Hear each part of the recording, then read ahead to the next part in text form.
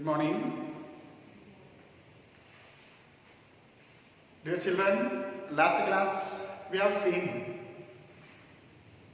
political parties all over the world face some challenges. These are lack of internal democracy within the party, dynastic successions, parties do not offer a meaningful choice, and the growing influence of money and muscle power. Now, every political parties need to be overcome these challenges. So, there should be some reforms and suggestions. Political parties needs to be reformed. The question is, are they willing to do?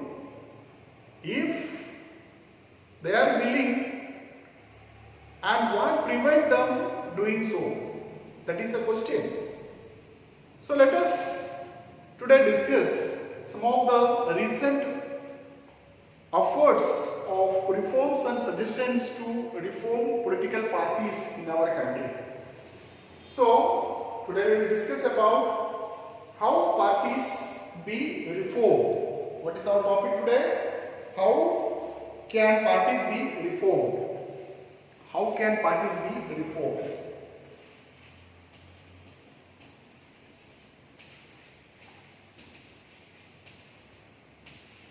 How can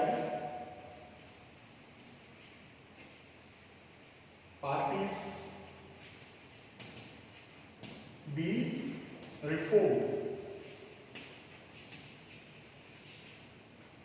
How can parties be reformed? There are three reforms and three suggestions. Okay. Reforms and suggestions.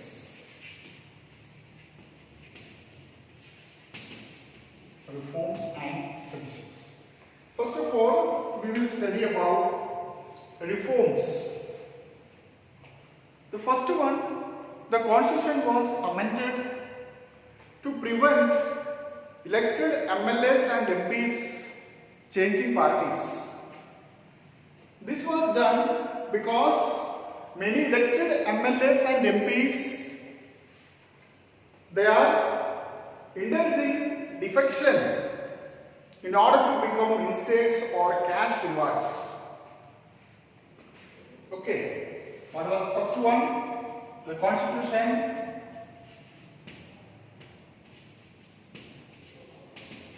constitutional amendment for defection. What is defection? Defection. Changing party allegiance from one party. Changing party allegiance from the party on which a person got elected to a legislative body to different party. You elected from one party, and to become minister or getting some cash rewards, you are changing your party in which you elected. That is what we call the defection. So the constitution amended to prevent MLAs and MPs, they are changing parties. Now a new law says that if an elected MP or MLA change his party in which he or she elected, his legislature or seat will be automatically cancelled or lost. That law was implemented by the government in the year 1985, and this law is known as anti-defection law. Anti-defection law. Anti-defection law. What is anti-defection law? To bring down the defection. To bring down defection, and this was in the year 1985, and this is also known as 10th schedule of the Constitution.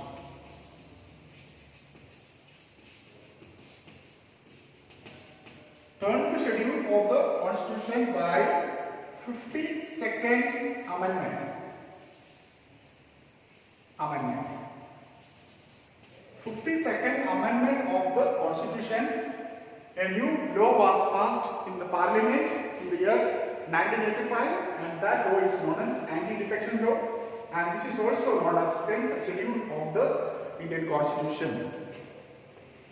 Secondly, the Supreme Court passed an order. Supreme Court passed an order to reduce the influence of money and criminals. Now it is mandatory for every candidate who contest in the election to file an affidavit giving details of his properties and criminal cases pending against him. What to file? Affidavit. Affidavit. What is affidavit? It is a signed document submitted to an officer where a person gives sole statement about his personal information. What is personal information? About his whereabouts. Then personal information is like properties and if any criminal cases are pending against him or not. So this new system has made lot of information available to the public. When every candidate, those who are contesting in the election, when they are giving this whole statement or affidavit to the election commission or an officer, and it will be made available lot of information regarding that or about that particular candidate to the public. So what is some mistake in that? Even though most of the political parties are doing so, but there is no system to check whether these informations are given by the candidate is right or not. In order to check whether these are right or not, there is no system to check all these things. This is some mistake. Thirdly, the Election Commission passed an order, make it necessary. Third order was passed by the Election Commission. Election Commission to make it necessary for all political parties to hold its organizational election and file income tax returns in time. Every political parties to hold its organizational election and file its income tax returns in time. Parties started doing so, but sometimes it is merely or mere formalities. We are filing income tax returns in time, but only in formality. These are the three important reforms which we introduced in the recent times. Now, suggestions are there. Now, it should be made compulsory for every political parties. It should be made compulsory for every political parties. A law should be made to regulate the internal affairs of the party. Internal affairs of the party. Internal affairs of the party. What are the internal affairs of the party? It is now mandatory to keep every party to a membership register. How many members are there? A membership register must be there. Or they have to follow its own constitution. Every party have to follow its own constitution.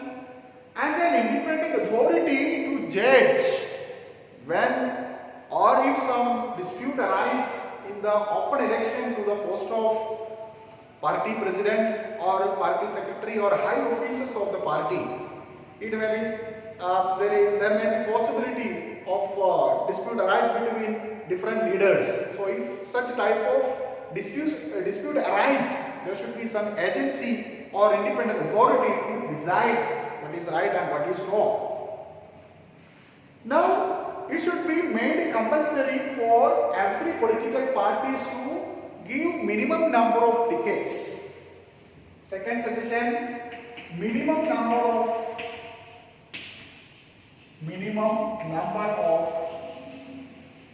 tickets. Minimum number of tickets. About 1/3 should be given to women candidates. Every political parties have to keep 1/3 of the seat for women candidates. Similarly, there should be a quota.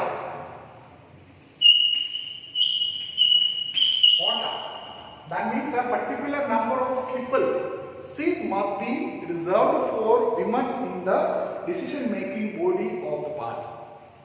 Every party they have to keep a quota for women in the decision making body of the party. Now the third suggestion is very important because these are suggested by even some former election commissioners. That means the third one is state funding of election. State funding of election.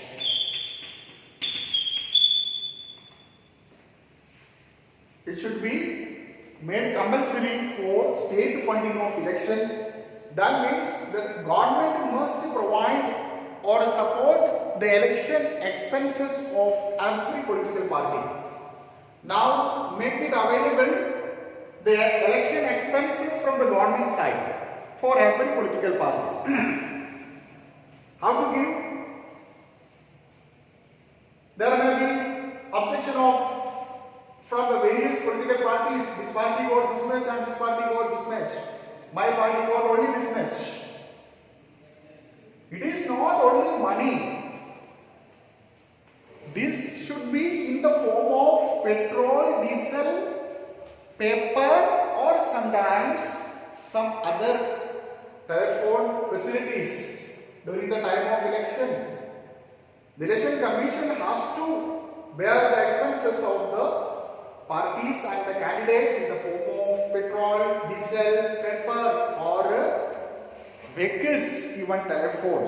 They have to expense. They have to bear the expenses. And how to give?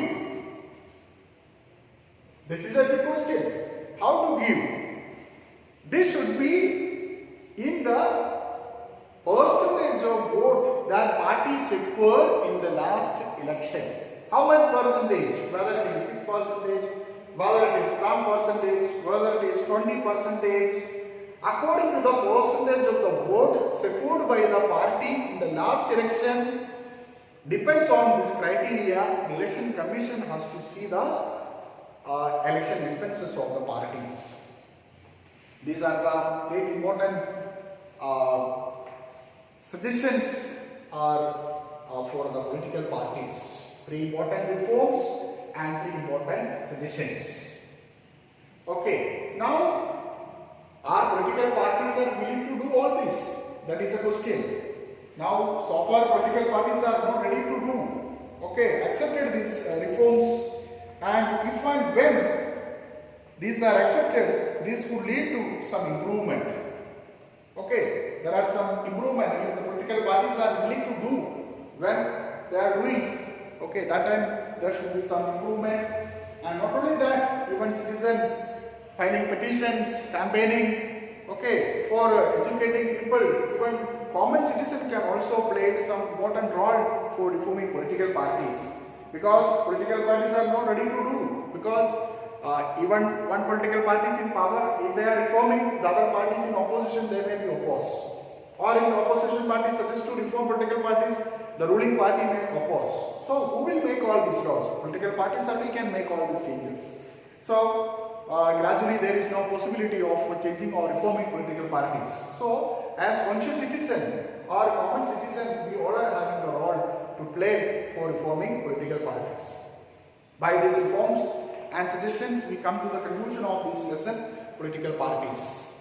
Now I appeal to you again and again, please go through all the videos lectures of this lesson once again. Okay, from the beginning, political parties and its meaning, components of political parties, then what is the necessity of political parties, or modern democracies cannot exist without political parties. Okay, then how many parties should we have, or a party system we have seen, then functions of political parties we have seen.